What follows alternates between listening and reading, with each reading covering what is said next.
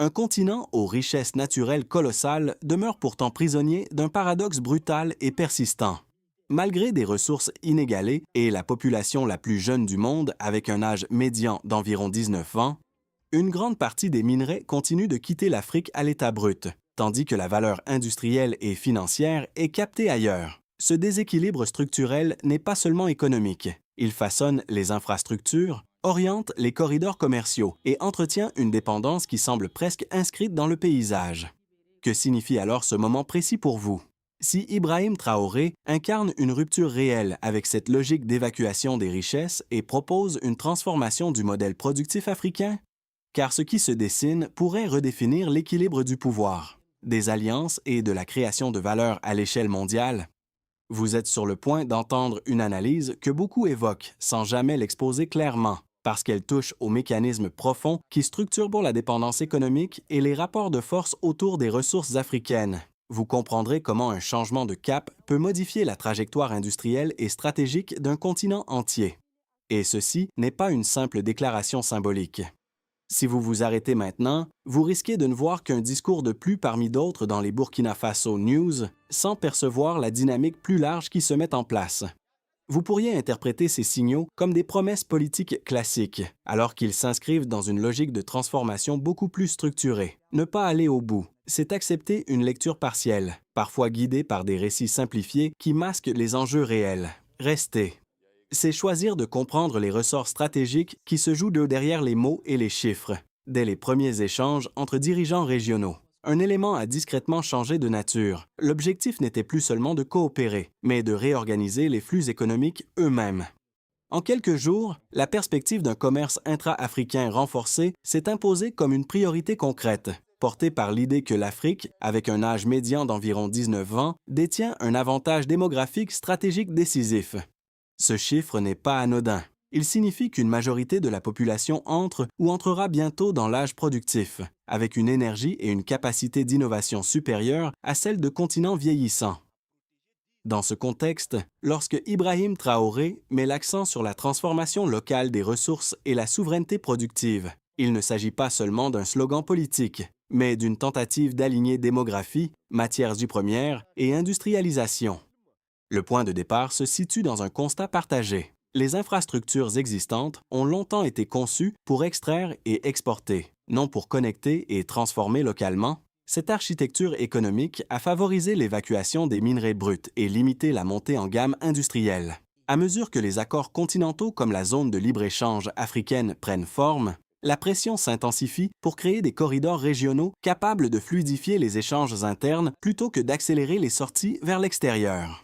Les premiers affectés par ce modèle sont les producteurs locaux, les petites industries naissantes et les travailleurs qui voient la valeur ajoutée se créer ailleurs. Lorsque les camions parcourent des kilomètres pour exporter des matières premières non transformées, ce sont des emplois potentiels, des savoir-faire techniques et des recettes fiscales qui s'éloignent simultanément. Ce déplacement de valeur a longtemps été accepté comme une fatalité structurelle. Or, la question désormais posée est différente. Que se passe-t-il si cette logique s'inverse progressivement? Si les décisions stratégiques visent à transformer sur place, à investir dans des technologies adaptées et à relier les marchés régionaux, l'impact ne se limite pas aux statistiques commerciales. Il touche à la capacité d'un continent à définir lui-même son rythme de développement et son poids dans l'économie mondiale. Parmi les voies qui orientent cette lecture, certaines figures institutionnelles jouent un rôle de boussole analytique, car elles observent les transformations depuis le cœur même des négociations régionales et des projets d'infrastructure. L'un de ses responsables a récemment décrit un moment révélateur. Lors d'une réunion bilatérale, deux dirigeants ont constaté que des décisions prises à peine une semaine plus tôt avaient déjà produit des résultats visibles sur le terrain.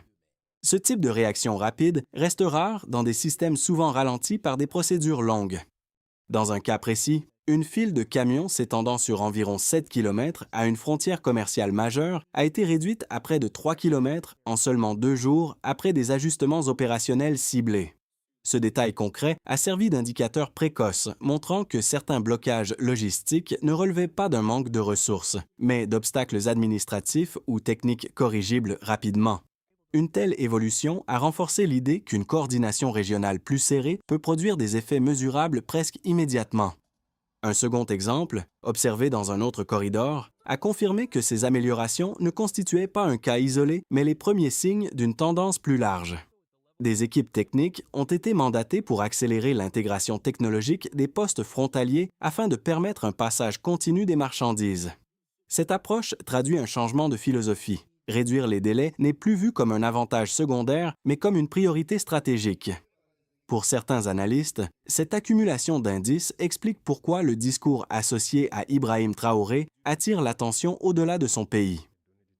Il s'inscrit dans un climat continental où la rapidité d'exécution devient un signal de crédibilité politique et économique. À partir de là, beaucoup ont compris que la situation n'était plus simplement administrative. Tout a basculé très vite. Une instruction est tombée, les équipes ont bougé, les procédures ont sauté. En quelques instants, ce qui semblait bloqué depuis des années a commencé à céder. D'abord, l'ordre a été clair. Supprimer les obstacles, immédiatement, sans délai. Ensuite, les ministères ont coordonné, les techniciens ont recalibré, les contrôles ont été accélérés, puis les effets sont apparus, les fils ont raccourci, les passages ont fluidifié, les échanges ont repris. La cadence a surpris. Des décisions prises en marge d'un sommet ont été appliquées en quelques jours seulement. Des mécanismes longtemps jugés trop lourds ont été simplifiés. Des protocoles réputés intouchables ont été révisés. Cette succession d'actions a donné l'impression d'une montée en régime rapide, presque mécanique, comme si plusieurs rouages s'étaient enclenchés simultanément.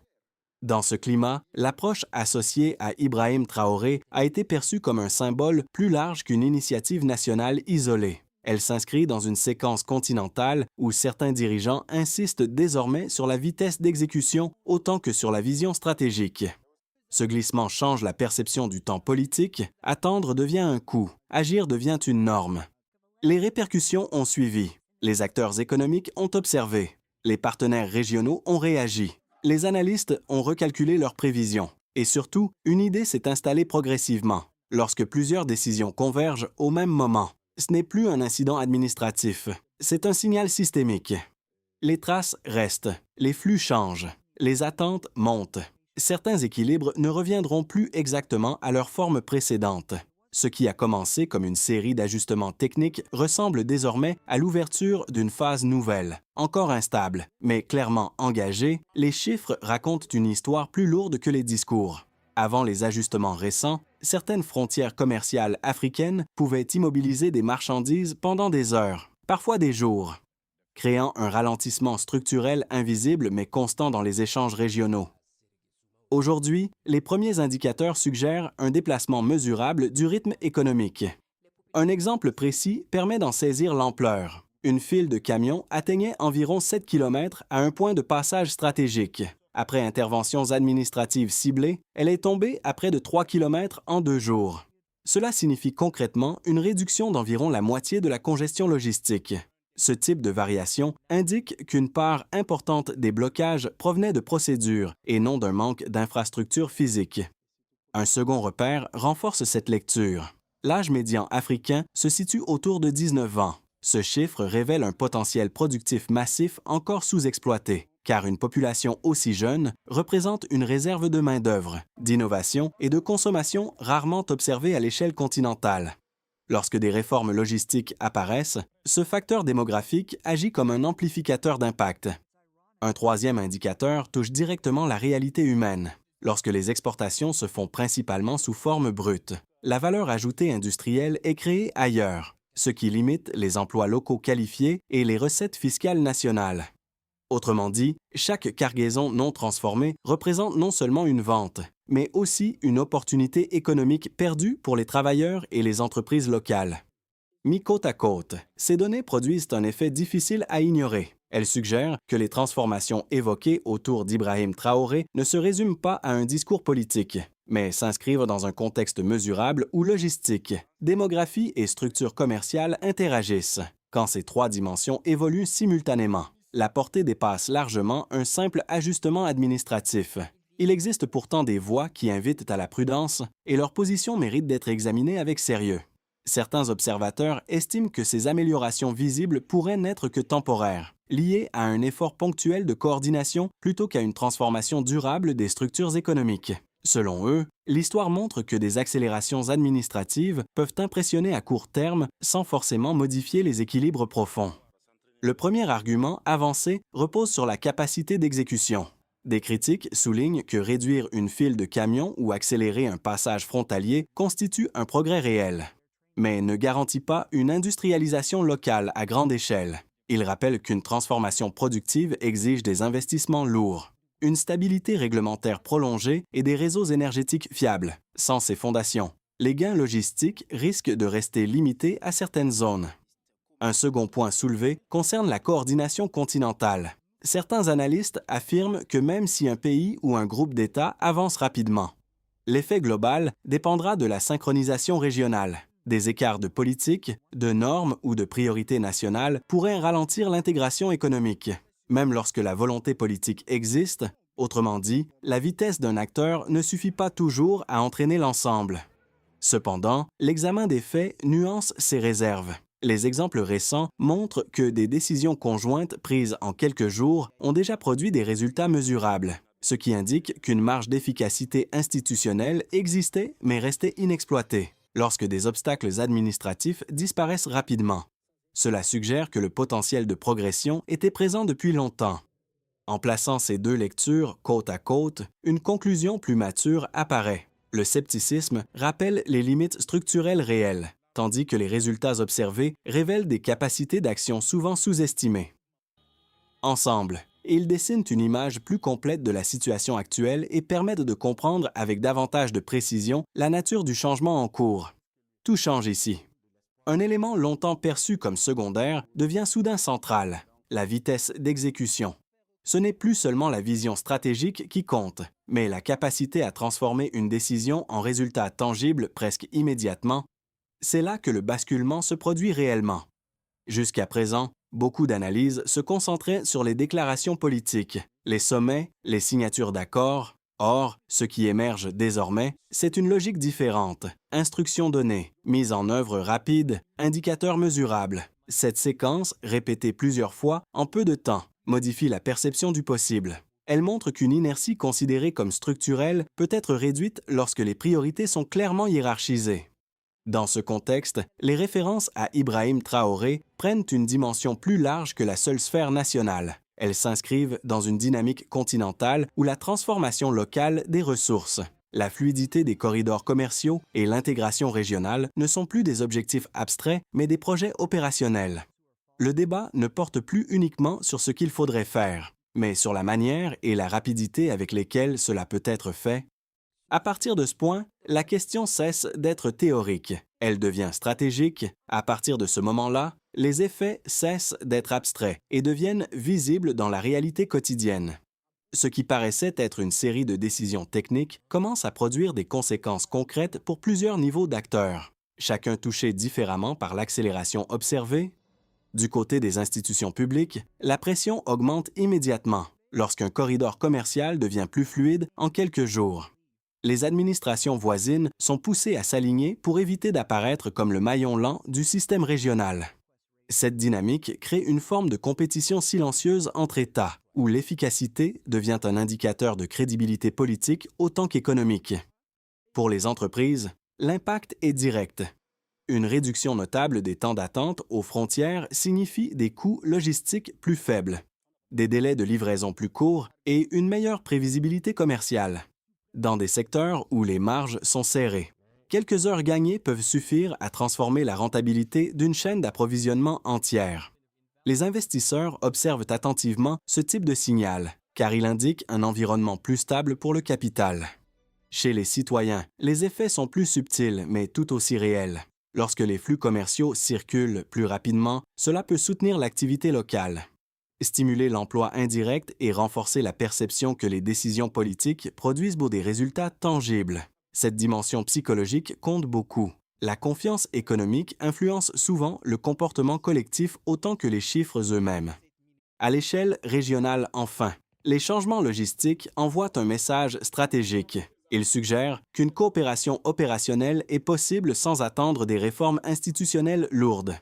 Dans ce cadre, l'attention portée à Ibrahim Traoré s'explique aussi par sa valeur symbolique dans un moment où l'efficacité devient un marqueur d'influence. Lorsque plusieurs pays commencent à accélérer simultanément leurs mécanismes, l'effet ne reste plus local, il devient continental. Les conséquences sont désormais perceptibles partout. Si la trajectoire actuelle se maintient, le scénario le plus probable est celui d'une consolidation progressive plutôt que d'un bouleversement instantané. Les ajustements logistiques continueront à produire des gains mesurés. Les corridors commerciaux deviendront plus fluides et certains secteurs industriels commenceront à capter une part légèrement plus importante de la valeur ajoutée. Ce ne sera ni une révolution spectaculaire, ni un simple retour au statu quo, mais une phase intermédiaire où la stabilité dépendra de la constance politique et de la coordination régionale. Dans une hypothèse plus optimiste, l'accélération observée pourrait déclencher un cercle vertueux. Une logistique améliorée attirerait davantage d'investissements productifs. Ces investissements renforceraient la transformation locale des ressources et la création d'emplois qualifiés soutiendrait la demande intérieure. L'effet combiné d'une population jeune et d'une meilleure intégration régionale pourrait alors repositionner durablement certaines économies africaines dans les chaînes de valeur mondiales. Le scénario défavorable, lui, repose sur un risque différent. Si l'élan s'essouffle, si les réformes restent fragmentées ou si les rivalités nationales reprennent le dessus. Les gains initiaux pourraient se diluer rapidement. Les files raccourcies redeviendraient longues. Les investisseurs hésiteraient à s'engager et la dynamique régionale perdrait en crédibilité. L'essentiel n'est pas de prédire lequel de ces scénarios s'imposera, mais de comprendre que la direction dépend des décisions prises maintenant et de la cohérence maintenue dans le temps, après avoir parcouru ces dynamiques régionales. La question devient plus personnelle. Au-delà des indicateurs logistiques et des décisions politiques, que signifie réellement cette évolution pour vous? Qui suivez ces transformations depuis votre propre contexte professionnel ou académique? Comprendre ces mécanismes n'est pas un exercice théorique. C'est une manière de réduire l'incertitude face à un environnement en mutation. Pour ceux qui analysent activement les tendances économiques et politiques, cette phase représente un avantage informationnel. Saisir les signaux faibles, observer la rapidité d'exécution et mesurer les effets concrets permet d'anticiper plutôt que de réagir. Toutefois, cet avantage exige une vigilance constante, car les dynamiques régionales peuvent évoluer rapidement. Pour ceux qui sont indirectement concernés, par leur activité professionnelle ou leur environnement économique, les changements logistiques et commerciaux peuvent influencer les opportunités d'emploi, la stabilité des marchés ou la confiance des partenaires, même sans participation directe aux décisions. Les effets se répercutent dans la chaîne économique. Enfin, pour ceux qui estiment que ces transformations restent lointaines, il convient de rappeler qu'ignorer une mutation structurelle comporte un risque. Les décisions prises à l'échelle régionale finissent bon souvent par modeler les conditions locales, parfois plus vite qu'on ne l'imagine. Quelle que soit votre position, comprendre ces évolutions vous place dans une posture plus active face à l'incertitude. Les solutions ne peuvent pas rester au niveau des déclarations d'intention. Si l'objectif est de transformer durablement les flux économiques et la création de valeur, il faut des étapes claires, des responsabilités définies et des indicateurs mesurables. Au niveau des autorités publiques, la priorité consiste à institutionnaliser la rapidité observée récemment. Cela implique de simplifier durablement les procédures frontalières, de déployer des technologies de gestion intégrées et de fixer des délais standards contrôlables. Le succès pourrait être mesuré par la réduction continue des temps d'attente et par l'augmentation du volume d'échanges intra-africains sur une période donnée. Pour les entreprises et les institutions financières, l'enjeu est de convertir l'amélioration logistique en investissement productif. Cela signifie financer davantage d'unités de transformation locales, soutenir l'innovation industrielle et renforcer les partenariats régionaux. Les indicateurs de réussite incluraient de la hausse de la valeur ajoutée produite localement et la diversification des exportations. Du côté des citoyens, va des communautés professionnelles. L'action passe par l'adaptation. Se former aux compétences techniques demandées, suivre les évolutions sectorielles et participer aux réseaux économiques régionaux deviennent des leviers concrets. Les résultats se mesureront par une meilleure insertion dans les chaînes de valeur et par une plus grande résilience face aux fluctuations extérieures. Enfin, la coopération régionale doit rester constante. Les engagements pris doivent être suivis d'évaluations régulières, transparentes et comparables entre pays. car au-delà des annonces, seule l'exécution soutenue décidera si cette phase marque une transformation réelle ou simplement une parenthèse temporaire. On repense alors à cette scène évoquée plus tôt. Lorsque des responsables observaient une frontière autrefois saturée commencer à se fluidifier sous l'effet de décisions appliquées presque immédiatement, ce moment, discret en apparence, résume pourtant l'essence du changement, un instant où l'abstrait devient concret, où une idée cesse d'être un discours pour devenir un résultat mesurable. Depuis ce point de départ, le regard a parcouru un chemin entier, des ressources naturelles aux corridors commerciaux, des décisions politiques aux effets sur les citoyens. Chaque étape a révélé un élément du même mécanisme, la capacité d'un système à évoluer lorsque volonté stratégique, coordination et rapidité d'action convergent dans cette trajectoire. La référence répétée à Ibrahim Traoré n'apparaît plus seulement comme un nom, mais comme un symbole associé à un moment où plusieurs acteurs africains cherchent à redéfinir leur marge de manœuvre. Ce parcours laisse une impression particulière. Il ne s'agit pas seulement d'économie ou de politique, mais d'une question plus vaste liée à la responsabilité collective, à la manière dont des sociétés choisissent de transformer leurs ressources en avenir tangible. Car derrière chaque décision se trouvent des vies, des attentes et des trajectoires possibles. Et soudain, tout se résume à ceci. L'histoire change quand la volonté agit. Après tout ce parcours, une chose devient claire avec douceur. Chacun reçoit cette histoire à sa manière, selon son expérience, ses attentes et sa propre lecture du monde. Certains y verront un simple épisode de coopération régionale, d'autres un signal discret d'un basculement plus large, et d'autres encore un moment charnière qu'il faudra observer avec patience pour en mesurer toute la portée réelle. Si ce récit vous paraît digne d'être mieux compris, peut-être mérite-t-il d'être partagé voix d'autres personnes qui s'interrogent elles aussi sur l'évolution des équilibres économiques et stratégiques. Non pour convaincre, mais pour élargir la réflexion collective et permettre à davantage d'esprits d'examiner les mêmes faits sous des angles différents.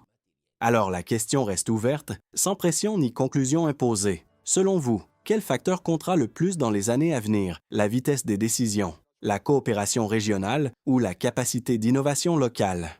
Quoi qu'il en soit, vous n'êtes pas seul à vouloir comprendre ce monde qui change, et réfléchir ensemble reste souvent la première forme d'action.